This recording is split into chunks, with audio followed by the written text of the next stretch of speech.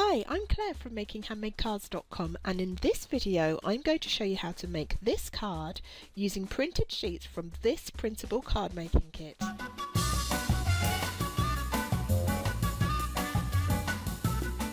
Now, before I begin the card tutorial, I just want to let you know that you can actually get this kit for free, which means that if you have a few basic card making supplies, you can actually make this card today. So how do you get hold of this kit for free? Well, if you're watching this on YouTube or elsewhere, then just go to this web address, sign up to the newsletter and follow the instructions. If you're already a newsletter subscriber and you're watching this in the members area, then you may already have this free kit, but just in case, I've posted the download link for you just below the video. So for this card, I thought I'd use up my scraps because I often get asked by my customers and my listeners, what do you do with the scraps that you've got left over when you print out your printable sheets? So I'm going to use those scraps up, and I'm also going to use a piece of brown card by Coordinations for matting and layering. So the first thing I'm going to do is I'm going to cut out the base mat for the card. I'm also going to cut out a card blank, so basically I'm going to make a square card. So I'm cutting out a rectangular card blank here just from a piece of card, and I'm going to score it down the middle with a paper folder, and I'm just going to fold it in half using that paper folder just to make sure that the crease is nice and crisp.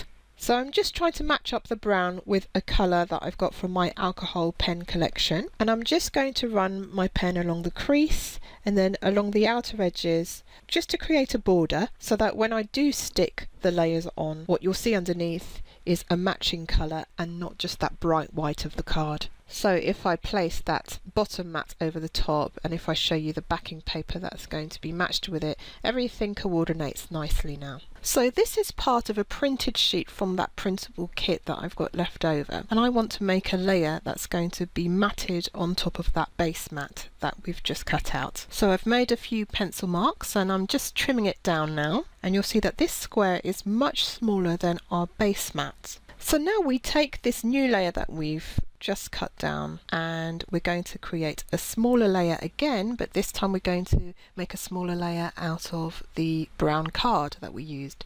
Of course, if you don't have Coordinations card, then you can of course just use normal card, colour it in brown and then use that. So this is the third layer now, and as you can see there's some space all the way around. Now I hate measuring, so I'm just going to fold this smaller piece of brown card into 4, because as you'll see later it doesn't matter about the edges because we're going to distress the edges anyway. So I've just folded them down and I'm just going to cut them out so that we end up with 4 little squares. So just to give you a frame of reference, this is what's going to happen. We're going to be placing these 4 squares onto the mat like that. So now I'm going to cut out the last 4 squares that are going to go onto the brown squares, and we're using a bit of scrap paper again, printed paper from the Roselle kit, the printable kit. I'm just marking out 4 squares onto the back of the printed paper, and then I'm just using my craft knife and ruler just to cut them out. I'm also going to trim down that original base mat slightly so that when you place it on there, there's a tiny bit of the brown from the alcohol pen peeking through. So this is how it's going to look. As you can see, this top layer is covering the bottom layer, so we're not actually going to see most of the middle of that brown piece of card. So instead of wasting it, I'm just making some marks on the back of the brown card, just to give me an indication of the parts that we do need to see. And then I'm just trimming out the area that you won't see, and that's called gutting. It means that I can use that other piece of card for something else and we still have that lovely frame effect. So next I'm going to just run my alcohol pen down the sides of the printed paper on the back, because we're going to go for the distressed look, and when you have a distressed look you do sometimes see the underside of the paper because edges are going to be turned up and you're going to distress the edges too. So instead of having bright white, I just like to run my pen over periodically. So here I'm distressing the edges and I'm using a distressing tool by Tim Holtz, but you can quite easily use a craft knife, and in fact it would probably be easier to use a craft knife here because I'm using paper, but I will be using a craft knife later in this tutorial, so you'll be able to see me using 2 different distressing tools. So periodically I will run my pen over the edges again, because obviously every time you distress the edges you'll have white bits of the paper, you know, the paper fibres that you've broken up will show up. And then, because I really want it to have that vintage look, I'm taking a very dark brown alcohol pen here, and I'm just going over the edges very, very lightly. What you'll see with this is that I'm actually going to be building it up. So for example, here you can see that I'm basically wetting the edges here. What I want to do is I want to make it look almost like it's been burned on the side, but I don't want it to look shockingly obvious. So if I put down a lighter colour to wet the paper, when I go over with this brown colour, it softens the edges, and so when you put it over the frame like this, that's what it's going to look like. So now let's distress the base layer. So at the moment I'm using the Tim Holtz distressing tool. So I'm not going to be very precious with this base mat because I want it to look all misshapen and used and crinkled. So I'm rolling up the edges, I'm going to be just kind of like curling it, making it look weathered really. Curling is a great thing to do if you want it to look slightly old, curling the corners. Another thing I like to do is make little slits and then going back in and tearing it with your hands to kind of like make sure those fibres tear. And that will really add to the kind of weathered look of your card. So this is how it's shaping up. So now it's time to distress the 4 squares of brown card. I've already distressed 3 at this point, so I'm on the last one, and I'm just using that distressing tool again. Sometimes it might be easier with smaller pieces of card and paper just to use the craft knife, which is what I'm doing here. And all you do is you basically scrape it along the edge. You don't need to put much pressure on. It just loosens the fibres and it gives it that nice vintage weathered look. So let me just show you, this is a very loose representation of what it's going to look like, all of those different layers. So now we're going to go back to use this 3rd base layer, and I'm actually going to change the colour because it looks a little bit too light to my liking. So I'm using that brown alcohol pen again just to tint it so that it's more in keeping with the brown of the kit, and also darker brown is just going to make it pop a little bit more. As you can see, you don't have to be specific about it, just running that colour in, just running it there as well.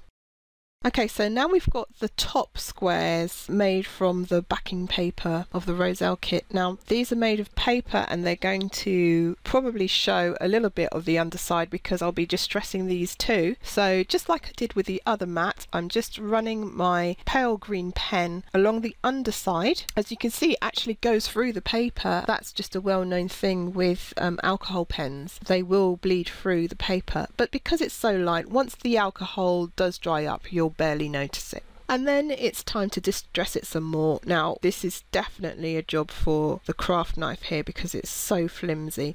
I should have actually mounted that onto card, but basically I don't really know what kind of card I'm going to make when I switch on the camera so I didn't really foresee that I'd be doing this. But now, having hindsight, I would say it's probably going to be easier for you to mount it onto some card or print it onto some card because it will be easier for you then to distress the edges when you get to this point. So now it's time to put the card together, the exciting part. So I'm just using some double-sided tape and I'm sticking them onto the distressed brown blocks. I then took those blocks and I ran them through my sewing machine so that it created a sewn border. I didn't actually film that, but there we have the finished squares that have all been sewn by sewing machine. And then what I'm going to do, because there are some threads that are poking out through the front, I just take my needle and poke that thread back. And then I just want to make sure that those threads don't poke out, so I'm just going to stick them down with some double-sided tape onto the back of those squares.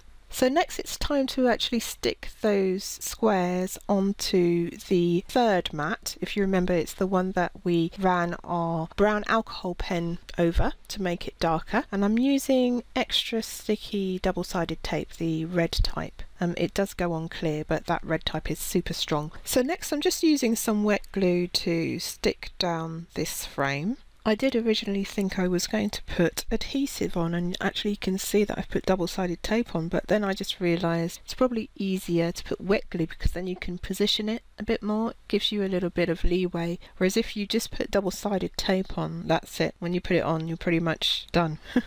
And since I'm not very good at placing things down first time around, I think it's better for me if I used wet glue. So just getting my card blank here, which has got that brown border made from the alcohol pen. And I'm just going to carefully place that frame into the center of the card's front. Next I'm going to put some strong wet glue into the center of the card. I'm using strong wet glue because the top part that's going to be stuck to this is going to carry a lot. It's going to have gems on it.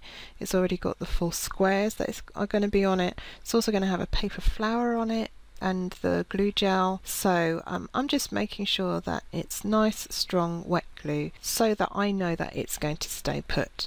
Okay, so let's start cutting out the layers of the flower and put that one together. So this is part of one of the sheets that I printed out ages ago. It's only part of it because I have already used some of the flowers in other cards, but for this card I'm going to use this flower here. So because I'm making a 3D flower, I'm going to cut out the flower center separately to its leaves. So I'm just cutting out the flower center first, and then I'm just going to cut out 2 of the leaves from that same flower. So let's make the flower now. Now, as you can see here, I've actually cut out a few of these flowers. They're all in the Roselle kit. So I'm just colouring the back so that if you do look on the underside, when the card is finally made, you won't see bright white paper. Oh, sorry if you could hear that. That's my little kitty cat who wants a cuddle. Now I've got my piercing mat and I'm just going to shape the layers of the flower. Just want to give it some shape, and I do that just by running my ball-ended embossing tool over the flower to give it that kind of domed shape. And then once I've done that, I just snip into some of the petals, because if you do want to make a lifelike flower, then some of the petals will stick out a bit. So I've just snipped into that flower twice there, and as you can see now I can kind of like bring part of that up. Now this is going to go, actually no, it's not the base layer, it's going to go on top of this one. So I repeat this for every single flower layer that I've got here. So to add extra dimension, what I'm going to do is I'm going to make a little hole with my fist and pop that flower through the hole. Make sure it's nicely scrunched up. Not too much, but just enough so that it gives kind of like a nice flower shape. I'm going to do it again with these brown layers, but this time I don't want it as scrunched up. I'm just shaping it with my fingers. Doing this layer as well. This one I want really scrunched up, so just popping that through the hole in my fist. And basically now I'm just going to layer them up. If you can see, I want to make the flower a little bit bigger than it is, so what I do is I basically stagger those 2 brown flowers, and that just gives it the illusion of being a bigger flower than it is. So then I pop down some wet glue to stick all the layers down. And then it's just a case of shaping the flower, making sure those layers don't stick down completely. I just want them stuck down in the centre. So I'm just lifting the rest of that flower up. Now there's a massive sheet of sentiments here, and I'm just using some spray glue to mount that onto some card, because we'll need that sentiment to be quite rigid. Then I'm using some repositional tape just to stick down the die on top of the sentiment. So my die cutting machine is off camera, but I've run it through the die cutting machine here, and I'm just using my pokey tool, my piercing tool, to get that out. So there it is, nicely die cut. And now I'm just going to shape it with my ball-ended embossing tool onto my piercing mat. Just want to give it that nice dome shape. Now I want to attach some brads, so I'm just piercing 2 holes either side of the sentiment with my piercing tool, and then I'm just going to attach some dark brown brads through those holes using my piercing tool to flatten down those little wings. Now because this sentiment needs height, as I said, it's going to be domed, so I'm using 3D glue gel here, and I'm popping some right in the middle of that sentiment so that when I do stick it down, the middle part is still going to be raised. Pop a little on the sides.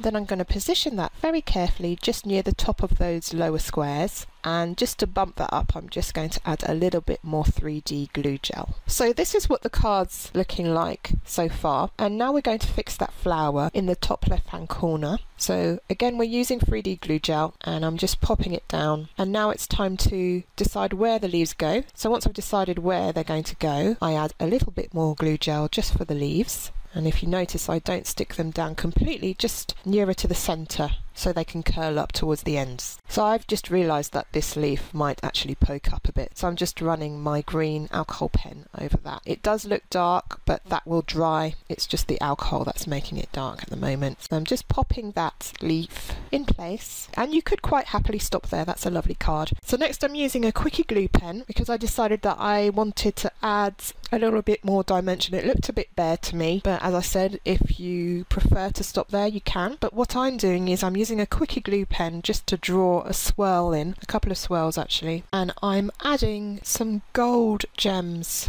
on top of each dot that I make with the glue pen. And if you'll notice, all of a sudden, because I'm adding gold to the colour palette, all of a sudden it makes the design pop. Just with the brown and a green, yeah, it was still alright, but as soon as I added that gold, it's kind of a yellowish gold, isn't it? All of a sudden it brings everything to life.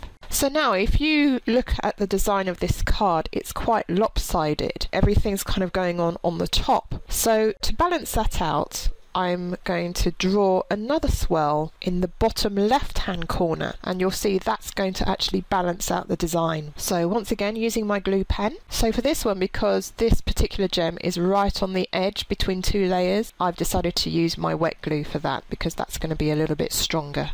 So applying those gems to each of those glue dots.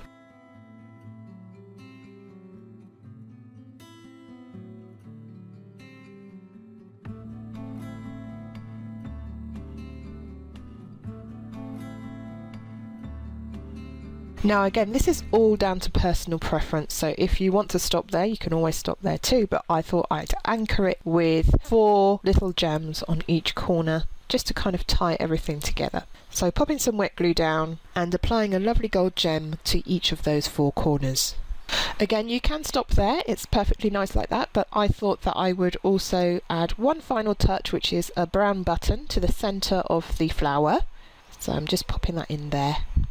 So there you have the final card. Really intricate. It's got so many different things going on, and I'm giving you the Roselle kit for free, so you can actually make this card with just a few basic card making supplies. So I really hope you'll give it a try. As I mentioned, to get the kit, if you're not a newsletter subscriber, then just go to this web address here. I'll also put it in the YouTube notes. And if you are already a newsletter subscriber and you're in the members area, then just have a look below the video.